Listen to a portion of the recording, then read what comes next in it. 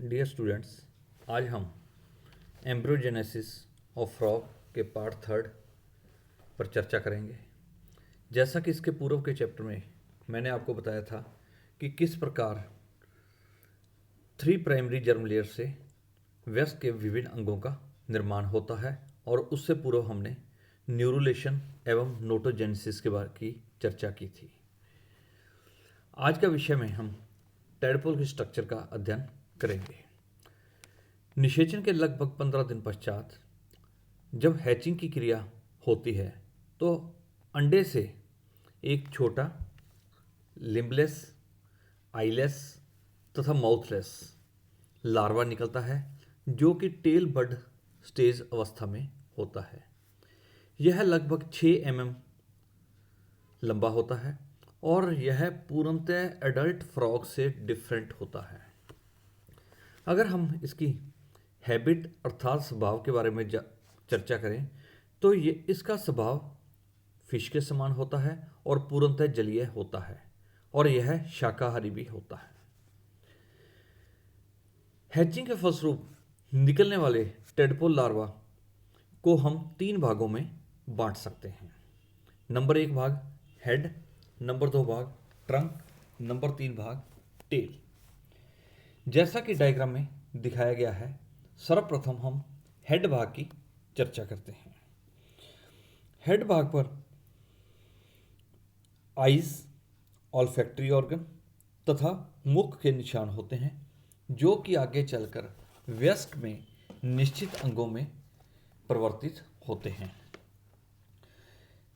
Head के निचली सतह पर एक गोलाकार सीमेंट ग्रंथि तथा शक्कर पाए जाते हैं, जो कि लार्वा को पत्तियों से चिपकने में मदद करते हैं।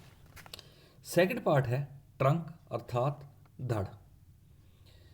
धड़ पर वी आकार की धारियां पाई जाती हैं, जिन्हें मायोटोम्स कहते हैं। सिर तथा धड़ के जुड़ने के स्थान पर थर्ड, फोर्थ एवं फिफ्थ विसरल क्लेफ्ट पाई जाती हैं, जो कि आगे चलकर एक्सटर्नल गिल्स में परिवर्तित होते हैं। ये एक्सटर्नल गिल्स लार्वा अवस्था को श्वसन में सहायता प्रदान करते हैं। नंबर 3 पार्ट है टेल। टेल जो कि बहुत छोटी होती है, इसमें नोटोकॉड एवं मायोटोम्स पाए जाते हैं। हैचिंग के फलस्वरूप प्रवर्धित होते हुए टेडपोल में कुछ परिवर्तन होते हैं, जिनके द्वारा यह पूर्ण परिपक्व लार्वा में परिवर्तित हो जाता है। इस टेल बड स्टेज में विभिन्न प्रकार के परिवर्तन आते हैं, जो कि निम्न हैं। Number 1, external changes in tadpole larva अर्थात लार्वा अवस्था में होने वाले बाह्य परिवर्तन। टेडपोल लार्वा की पूंछ लंबी होकर चपटी हो जाती है। इस पर टेल फिन पाया जाता है, जो कि पानी में तैरते समय चप्पू की तरह कार्य करता है। धड़ और पूंछ के जुड़ने के स्थान पर एक्टोडर्म अंदर की ओर धंस जाती है और धंस कर एक खड्ड का निर्माण करती है, जिसे प्रोक्टोडियम कहते हैं, और यह छिद्र आगे चलकर वयस्क के एनस में परिवर्तित हो जाता है। सिर के नीचे अगले भाग की एक्टोडर्म अंदर की ओर धंसकर एक गर्त का निर्माण करती है, जिसे स्टोमोडियम कहते हैं, और यह स्टोमोडियम आगे चलकर मुख में परिवर्तित हो जाती है। मुख ओपनिंग गोलाकार होती है, जिसके ऊपर तथा नीचे हॉर्नी टीथ अर्थात श्रृंगीय दांत पाए जाते हैं। सिर के पिछले भाग से 3 जोड़ी विसरल क्लेफ्ट पाई जाती हैं, जो कि बाह्य गिल्स बनाते हैं। टेडपोल में प्रथम 2 जोड़ी बाह्य गिल्स पूर्णतः विकसित होते हैं, परंतु थर्ड गिल अल्प विकसित होता है, जो कि सेकंड गिल्स द्वारा कवर्ड रहता है। टेडपोल लार्वा 15-16 घंटे तक इसी अवस्था में रहता है और इस अवस्था में रहने के पश्चात टेडपोल लार्वा में अनेक परिवर्तन होते हैं। बाह्य गिल्स के पीछे त्वचा का एक फोल्ड वृद्धि कर बाह्य गिल्स के आधार को ढक लेता है। यह फोल्ड अर्थात वलन ओपरकुलर फोल्ड कहलाता है। टेडपोल के बाह्य गिल्स लगातार घटते रहते हैं और त्वचा का पतला फोल्ड वृद्धि कर बाह्य गिल्स को पूर्णतः ढक लेता है तथा बॉडी वॉल से अर्थात देह भित्ति से जुड़ जाता है।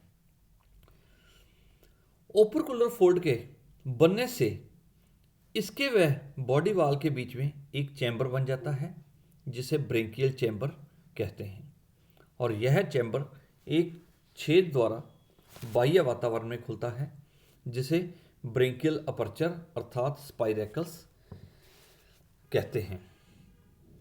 फोरलिम्ब तथा हाइंडलिम्ब पूर्णतः विकसित हो जाते हैं। ये तो थे परिवर्तन जो कि टेडपोल लार्वा में बाह्य आधार पर दिखाई देते हैं और इसी में ही टेडपोल लार्वा की पूंछ लंबी व चपटी हो जाती है और इसी पूंछ के ऊपर तिरछी वी-नुमा धारियां पाई जाती हैं जिन्हें मायोटोम्स कहते हैं। इसके बाद इसमें होने वाले इंटरनल चेंजेस जो कि आंतरिक परिवर्तन होते हैं। टेडपोल लार्वा पूर्णतः शाकाहारी होता है। इसकी इंटेस्टाइन पतली तथा अधिक लंबी हो जाती है और घड़ी के स्प्रिंग के समान मुड़कर एब्डोमेन में पड़ी रहती है। क्योंकि लार्वा शाकाहारी होता है और शाकाहारी प्राणियों में भोजन के लिए आंत का लंबी होना आवश्यक होता है। टेडपोल अवस्था में ही हृदय डबल चैम्बर्ड होता है अर्थात इसमें एक अलिंद एवं एक निलय ही पाया जाता है और इसमें ब्लड सर्कुलेशन यूनिसर्किट प्रकार का होता है अर्थात एफरेंट वेसल्स अर्थात अभिवाहित धमनियां हृदय से रुधिर को विभिन्न अंगों तक ले जाती हैं तथा इफरेंट वेसल्स रुधिर को विभिन्न अंगों से हृदय तक पहुंचाने का कार्य करती हैं जो कि वयस्क में क्रमशः धमनियों एवं शिराओं में परिवर्तित हो जाती हैं। टेडपोल लार्वा में आंतरिक गिल्स भी पाए जाते हैं जो कि 4 जोड़ी छिद्रों द्वारा फेरिंग्स में खुलते हैं। Thank you very much.